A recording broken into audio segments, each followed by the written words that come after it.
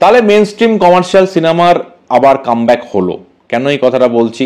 কারণ main stream commercial সিনেমার comeback কিন্তু হয়েছিল রাবণ চেঙ্গিজের মাধ্যমেই, সেটা নিয়ে কোনো সন্দেহ নেই। কিন্তু সেটা সার্টেন সেকশন অফ পিপল দেখতো, সেটা কিন্তু খুব নির্দিষ্ট সংখ্যক মানুষ দেখতেন, এবং মানে অনেকেই কিন্তু এই ধরনের ছবি দেখে নাক ছিটকোতেন যে আবার কমার্শিয়াল সিনেমা মানে মারধার, গান বাজনা, বিদেশে গান, সেটা অনেকেই নাক ছিটকাতেন এবং এর মধ্যে বাঙালিয়ানা নেই, অনেকটাই আমরা সাউথের ফ্লেভার দেওয়ার চেষ্টা করছি, এই ধরনের অনেকটাই অভিযোগ থাকতো, প্রচুর লোকের অভিযোগ থাকতো। সিনিয়র সিটিজেন নর্মালি যেতেন না, মানে 50+ লোকেরাও নর্মালি খুব একটা পছন্দ করতেন না, 60+ লোকরা তো বেশি পছন্দই করতেন না এই ধরনের সিনেমা।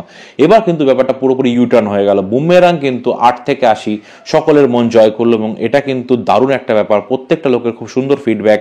হলে আমরা দেখছি যে সমস্ত ধরনের অডিয়েন্স এটা এনজয় করছেন, সব ধরনের অডিয়েন্সের জন্য কিন্তু মশলা একদম ভরপুর দেওয়া রয়েছে, এবং কন্টেন্টটাও খুব সুন্দর, স্ক্রিপ্ট এবং ডায়লগ, স্ক্রিন প্লে সবই খুব ভালো হয়েছে, এবং এটা কিন্তু প্রত্যেকে এনজয় করছেন। এবং রেঞ্জটা যেটা বললাম 8 থেকে 80 প্রত্যেকে, শুধুমাত্র চেঙ্গিজ বা রাবণে যারা সার্টেন মানে ক্যাটাগরি অফ দর্শক ছিলেন, এখানে কিন্তু সমস্ত রকম দর্শক অডিয়েন্স ওটা পছন্দ করছেন। মাল্টিপ্লেক্স বলুন, নন্দন রাধা স্টুডিওর মতো জায়গা বলুন, যেটা আমাদের হেরিটেজ নন্দন, সেখানকার অডিয়েন্স বলুন, বা প্লেক্সের অডিয়েন্স বলুন, বা ইন্টেরিয়র অডিয়েন্স বলুন, মফস্বলের অডিয়েন্স বলুন, সমস্ত জায়গার কিন্তু লোক এটা দেখছে।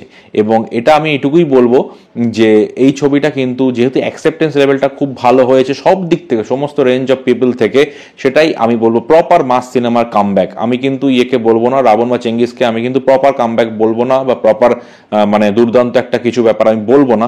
সিনেমা দুটো যদিও খুবই সফল, একটা হিট, একটা সুপারহিট, কিন্তু এটা কিন্তু একদম মাস কমার্শিয়ালের সম্পূর্ণ রূপে কামব্যাক, কারণ এটা সবাই পছন্দ করেছে। সুতরাং জিদ্দার হাত ধরে কিন্তু আবার মাস কমার্শিয়ালের যুগ ফিরলো এবং খুব ভালোভাবে অ্যাকসেপ্টেড হলো। তবে অডিয়েন্সকে কিন্তু একটা জিনিস মানে অডিয়েন্স মেসেজটা দিয়ে দিয়েছে যে ভাই আপনাকে কিন্তু এমন কন্টেন্ট রাখতে হবে যেটা সবাই মিলে দেখতে পারে, এবং এর মধ্যে কিন্তু বাঙালিয়ানার ছাপ থাকতে হবে।